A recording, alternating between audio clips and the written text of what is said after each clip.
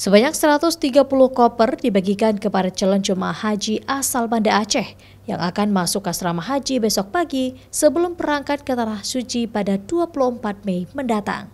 Calon jemaah haji asal Banda Aceh sendiri terbagi ke dalam 3 kloter keberangkatan, yaitu kloter 1, kloter 7, kloter 9, serta kloter 11. Sebelumnya calon jemaah haji Banda Aceh memiliki kuota haji sebanyak 565 calon jemaah.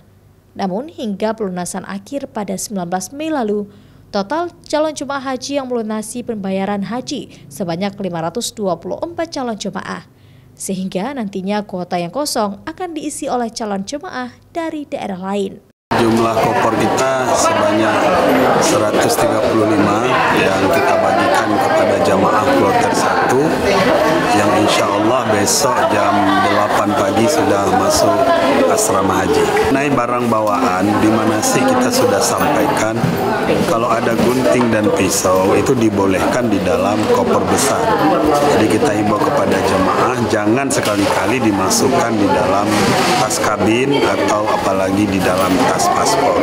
Termasuk benda-benda cair itu tidak dibenarkan, dan kalau ada odol ataupun minyak angin yang di bawah 100 mili itu dibolehkan di tas kabin. Selain itu, calon jemaah haji dihimbau untuk tidak berlebihan dalam membawa barang saat berangkat, seperti barang yang dapat mengganggu penerbangan hingga tidak lolos pemeriksaan X-ray nantinya.